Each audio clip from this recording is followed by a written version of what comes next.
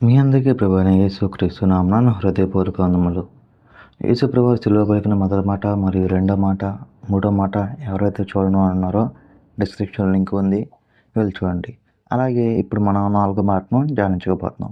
ఎవరైతే మన ఛానల్ కొత్తగా చూస్తున్నారో వారు లైక్ చేసి సబ్స్క్రైబ్ చేసుకుని పక్కన ఉన్న బెల్ ఐకాన్ను ఆల్లో పెట్టుకోండి. అలాగే చాలామంది మన ఛానల్ చూస్తున్నారు కానీ సబ్స్క్రైబ్ చేసుకోవట్లేదు.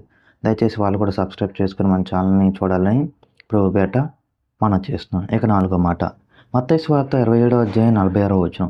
ఇంచుమించు 3 గంటలప్పుడు ఏలి ఏలి లామా సమాప్తాని బిగ్గరగా కేక వేశాను. ఆ మాటకు నా దేవా నా దేవా నన్నెందుకు చేయి విడిచితివని అర్థం. అసలు యేసు ప్రభువారు శిలువలో ఈ నాలుగో మాట ఎందుకు బిగ్గరగా పలికారు?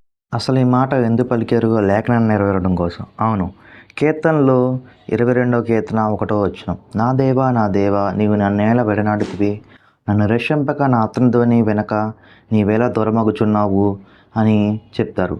ఇక్కడ మనం చూసినట్టయితే తండ్రి తన కుమారుడు చేయ విడిచిపెట్టారు. దీని గురించి ఇంకో లేఖనం కూడా ఉంది. ఆమోసు గ్రంథం 8వ అధ్యాయం 9వ వచనం మనం చూసినట్టే, ప్రభువైన యెహోవా సెలవిచ్చినదేమనగా, ఆ దినమున నేను మధ్యకాలమందు సూర్యుని అస్తమింపజేయుదును, పగటి వేళను భూమిని చీకటి కమ్మజేయుదును. అవును, యేసు ప్రభువారు ఈ మాట పలికే ముందు మనం చూసినట్టయితే అక్కడ భూమి మొత్తం చీకటైపోతుంది. మత్తయి సువార్త 27వ అధ్యాయం 45వ వచనంలో మనం ఇది చూడొచ్చు. యేసు ప్రభువారిని తన తండ్రి వదిలేశారు. తన తండ్రి యేసు ప్రభువారిని ఎందుకు వదిలేశారు అంటే, తండ్రి మనల్ని ప్రేమిస్తున్నాడు కాబట్టి. తండ్రి మనల్ని ఎంతగా ప్రేమిస్తున్నాడంటే తన కుమారుడిని సైతం వదిలేసే అంతగా తండ్రి మనల్ని ప్రేమిస్తున్నాడు. నా కుమారుడు ఎలాగో పరిశుద్ధుడు, ఆయన పరలోక రాజ్య వారసుడు కాబట్టి మనం పరలోకానికి వెళ్ళడం కోసం తన పరిశుద్ధుడైన పరలోక రాజ్య వారసుడైన యేసు ప్రభువారిని మన కోసం వదిలేశారు. ఇక్కడ మనం గమనించినట్టయితే ఎవరైనా సరే తన కుమారుని వదిలేయాలంటే ఇష్టపడరు. ఇప్పుడు ఒక ఉదాహరణకు ఒక తండ్రి చిన్న కుమారుడు రోడ్డు మీద నడుస్తూ వెళ్ళినప్పుడు ఏదైనా ఎదురుగా వస్తుంటే తను ఏం చేస్తాడు, పిల్లవాడు వెనక్కి తిరిగి వచ్చేసి తన తండ్రి దగ్గరే ఉంటాడు. తల్లిదండ్రులు కూడా ఏం చేస్తారు, ఏదైనా వస్తున్నప్పుడు పిల్లల్ని కాపాడుకుంటారు, పిల్లల్ని చూసుకుంటారు, ఏది వాళ్ళ దగ్గర రానివ్వకుండా వాళ్ళని జాగ్రత్తగా కాపాడుకుంటారు. కానీ ఇక్కడ మనం చూసినట్టయితే దేవుడు తన కుమారుడి మన కోసం వదిలేశారు. సేమ్ ఇదే మనం ఆదికాండంలో కూడా చూడొచ్చు. అబ్రాహామును ఇస్సాకు అడుగుతాడు, నాన్న మనం కట్టెలు తీసుకెళ్తున్నాం, మన దగ్గర అన్నీ ఉన్నాయి కానీ బలేది, మన దగ్గర గొర్రెపిల్ల ఏది అన్నప్పుడు అప్పుడు అబ్రహాం గారు యెహోవా ఈరే, దేవుడే చూసుకుంటాను నాన్న అని అబ్రహాం గారు కూడా చెప్తారు. ఏ కొండ మీద అయితే అబ్రహాం గారు తన కుమారుని బలివ్వడానికి వెళ్ళారో అదే కొండ మీద యేసు ప్రభువు వారు సిలువ వేయబడ్డారు. అవును, ఆ రోజు అబ్రహాం గారు మాట ఇస్సాకు విన్నాడు, తండ్రి మాట యేసు ప్రభువు వారు విన్నారు. కానీ మన తండ్రి మాట వింటున్నామా? అవును, మన దేవుడి మాట వింటున్నామా? ఈ సృష్టిలో చాలా అన్నీ దేవుడి మాట వింటాయి. ఈ సృష్టి మొత్తం దేవుడి మాట వింటుంది. ఆఖరికి యేసు ప్రభువు వారు మనిషి రూపంలో ఉన్నప్పుడు కూడా ఆయన కూడా తండ్రి మాట విన్నారు. కానీ మనం దేవుని మాట వింటున్నామా? చాలామంది ఇంతే, దేవునికి సంఘానికి వస్తారు కానీ దేవుని మాటలు వినరు. దేవుని మాటలు విన్నా సరే దాన్ని పాటించరు, ఆచరణలో పెట్టరు. చాలామంది ఏమనుకుంటారంటే, నేను సంఘానికి వస్తున్నా కదా, నేను మాటలు వింటున్నా కదా, దేవుడు చెప్పి వాక్యాన్ని అంటున్నాను కదా అనుకుంటారు. వాక్యం విన్నంత మాత్రాన మనం దాన్ని పాటించకపోతే అది వ్యర్థం. అవును, ఎప్పుడైతే మనం విన్న వాక్యాన్ని మనం ఆచరణలో పెడితే అప్పుడే మనం ఆ మాటలు విన్నట్టు. అలా ఆచరణలో పెట్టకుండా మనం ఉన్నట్టయితే మనం ఆయన మాట విన్నట్టు కాదు. సరే, కుమారుడు ఈ మాట అడిగాడుగా, తండ్రి నీవు నన్ను ఎందుకు చేయి విడిచితివి అని అడిగాడు. కానీ దేవుడు తనకి ఇచ్చారని చెప్పొచ్చు. యోహాను సువార్త 3వ అధ్యాయం 16వ వచనం మనం చూసినట్టయితే, దేవుడు లోకమును ఎంతో ప్రేమించెను కాగా ఆయన తన అద్వితీయ కుమారునిగా పుట్టిన వాని యందు విశ్వాసం ఉంచి ప్రతివాడును నశింపక నిత్యజీవం పొందినట్లు ఆయనను అనుగ్రహించెను.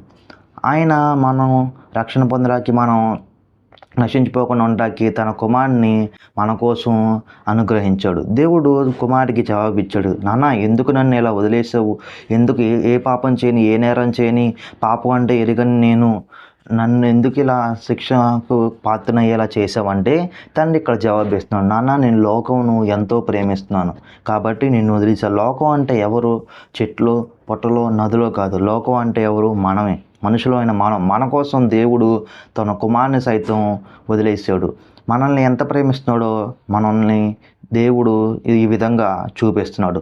మనల్ని ఎంత ప్రేమిస్తున్న దేవుని కోసం మనం ఏం చేస్తున్నాం ఒకసారి ఆలోచించుకుందామా? మనం ఇంత ప్రేమించి తన కుమారుని సైతం మన కోసం వదిలేశారు కదా! ఆయన కోసం మనం ఏం చేస్తున్నాం? కనీసం ఆయన చెప్పిన మాటలైనా వింటున్నామా? ఆయన చెప్పిందైనా మనం ఆచరిస్తున్నామా అనేది ఒకసారి మనం ఖచ్చితంగా ఆలోచన చేసుకోవాల్సిందే. ఇక్కడ నాలుగో మాట పలికినప్పుడు మనం చూసినట్టయితే మత్తయి సువార్త 27:45 మధ్యాహ్నం మొదలుకొని 3 గంటల వరకు ఆ దేశమంతటా చీకటి కమ్ముతుంది. ఇక్కడ ఏమవుతుందంటే యేసుప్రభు వారు ఆ మాట పలికే ముందు చీకటి వస్తుందన్నమాట. ప్రపంచం మొత్తం చీకటి కమ్మేస్తుంది. మెట్ట మధ్యాహ్నం పూట చీకటి ఎందుకు వచ్చింది, ఎందుకు చీకటి పడిందని ఎవరు అక్కడ ఆలోచన చేసుకోలేదు. ఆలోచన చేసుకోకుండా యేసుప్రభు వారు ఏలి ఏలి లాబా సక్తాబి అనగానే అందరూ ఈయన ఏలియా అని పిలుస్తున్నారో లేకపోతే ఏలియా వచ్చి ఈయన దింపుతాడేమో చూద్దాం అని వాళ్ళు మూర్ఖంగా ప్రవర్తిస్తున్నారు. వాళ్ళు అక్కడ యేసుప్రభు వారి గురించి మూర్ఖంగా మాట్లాడుతున్నారు. ఇప్పుడున్న లోకం కూడా చాలామంది ఏమనుకుంటారంటే ఈ మాట చదివినప్పుడు వాళ్ళు అక్కడ మూర్ఖంగా ప్రవర్తించారు, వాళ్ళు దేవుడి మాట వినలేదు, దేవుడు ఎదురుగా ఉన్నా సరే వాళ్ళు గ్రహించుకోలేదు అని అనుకుంటారు. లేఖనాల్లో ఉన్నా సరే దేవుడు వచ్చారని వాళ్ళు గ్రహించుకోలేపారు, వాళ్ళు తెలుసుకోలేపారు అని చాలామంది అనుకుంటారు. కానీ ఇక్కడ మనం చూసినట్టయితే ఇప్పుడున్న పరిస్థితుల్లో యేసుప్రభు రెండో రాకడ వస్తుంది, దేవుడు రాకడ అతి సమీపంలో ఉందని మనం అందరం చూస్తున్నా సరే, అందరూ అందరినీ కొంతమందిని హెచ్చరిస్తున్నా సరే చాలామంది ఏమనుకుంటారంటే దేవుడు రాకడ వస్తుందా, ఎప్పటి నుంచో చెప్తున్నారు ఈ మాట, లేకపోతే దేవుడు రాకడ వస్తుందని చాలా సంవత్సరాల నుంచి అనుకుంటున్నారు. దేవుడు రాకడ వస్తుందా, అసలు దేవుడు రాకడ నిజంగా జరిగిద్దా అని చాలామంది అనుకుంటున్నారు. దేవుడు రాకడ రోజు ఎలాగైతే లేఖనాలు నెరవేరుతున్నట్టు ఆయన మాటలు చెప్పారో, లేఖనాలు నెరవేరుతున్నట్టు ఆయన భూమి మీదకి వచ్చారో, ఎలాగైతే ఆయన చనిపోయారో, ఆయన చనిపోయినప్పుడు ఎవరైతే గ్రహించుకోలేపారో, అలాగే ఈ రోజుల్లో కూడా యేసుప్రభు రెండో రాకడ వస్తుందన్నప్పుడు చాలామంది గ్రహించుకోలేకపోతున్నారు. చాలామంది ఆ మాటను ఏమనుకుంటారు, వాళ్ళే గ్రహించుకోలేపారు అనుకుంటారు. కానీ ఇప్పుడున్న పరిస్థితుల్లో మనం కూడా గ్రహించుకోలేకపోతున్నాం. దేవుడు రాకడ వస్తుందన్నా సరే ఇంకా మనం అదే పాపంలో జీవిస్తున్నాం, అదే శాపంలో మనం బతుకుతున్నాం, దేవునికి వ్యతిరేకంగా ఇంకా జీవిస్తున్నాం. కానీ దేవుడు ఏం కోరుకుంటున్నాడంటే దేవుడు రాకడ వస్తుంది, దేవుడు రాకడ అతి సమీపంలో ఉంది కాబట్టి మీరు కూడా గ్రహించుకొని దేవుడు రాకడ ఎత్తపడాలని దేవుడు కోరుకుంటున్నాడు. కానీ మనం ఏం చేస్తున్నాం, వాళ్ళకి దేవుడు రాకడ వస్తుందనగానే మనం గ్రహించుకోలేకపోతున్నాం, దేవుడు ఎదురుగా ఉన్నా సరే వాళ్ళు గ్రహించుకోలేపారు. ఆ రోజు వాళ్ళు గ్రహించుకోలేకపోయారు. ఈరోజు దేవుడు రాకడ వస్తుంటే నువ్వు కూడా గ్రహించుకోకుండా ఇలాగే పాపంలో జీవిస్తూ శాపంలో జీవిస్తూ దేవునికి వ్యతిరేకంగా జీవిస్తూ ఉన్నావంటే దేవుడు నిన్ను ఖచ్చితంగా లెక్కడుగుతారు. ఆ రోజు వాళ్ళు గ్రహించుకోలేకపోయారు. ఈరోజు నువ్వెందుకు గ్రహించుకోలేకపోయావు, నువ్వు లేఖనాలు చదువుతున్నావు కదా, నువ్వు వాక్యం చదువుతున్నావు కానీ దేవుడిని ఖచ్చితంగా నిన్ను తీర్పు దినంలో ప్రశ్నిస్తాడు. అలా ప్రశ్నించకుండా ఉండాలంటే మనం తప్పు చేయకుండా ఉండాలి. ఆ తప్పు చేయకుండా ఉండాలంటే దేవుడు రాకడ అతి సమీపంలో ఉందని మనం గ్రహించుకొని మనం దేవుడు రాకడ సిద్ధపడాలి. ఏమో ఇలాంటి మాటలు ధ్యానించుకోవడానికి, ఇలాంటి గుడ్ ఫ్రైడేలు జరుపుకోవడానికి, లేకపోతే క్రిస్మస్ జరుపుకోవడానికి మనకి ఇంకా ఎంతకాలం స్వేచ్ఛ ఉందో మనకి ఎవరికి తెలియదు. కాబట్టి దేవుడు రాకడ సిద్ధపడడం, దేవుడు రాకడలో ఎత్తపడదాం, వాళ్ళలాగా కాకుండా మనం దేవుణ్ణి గ్రహించుకుందాం, దేవుని ఉగ్రత నుంచి మనం దూరంగా ఉందాం. ఈ వీడియో మీరు ఇక్కడ దాకా చూసారంటే ఖచ్చితంగా నచ్చి ఉంటుంది. కాబట్టి లైక్ చేసి సబ్స్క్రైబ్ చేసుకుని పక్కనే ఉన్న బెల్ ఐకాన్ను ఆన్లో పెట్టుకోండి. అలాగే వచ్చేవారు మనం యేసుప్రభు వారు సిలువలో పలికిన 5వ మాట గురించి మనం ధ్యానం చేసుకున్నాం. అసలు ఈ దప్పిక కారణం ఏంటి, ఇది ఏ దప్పిక అనేది మనం వచ్చే వారం క్లుప్తంగా తెలుసుకుందాం.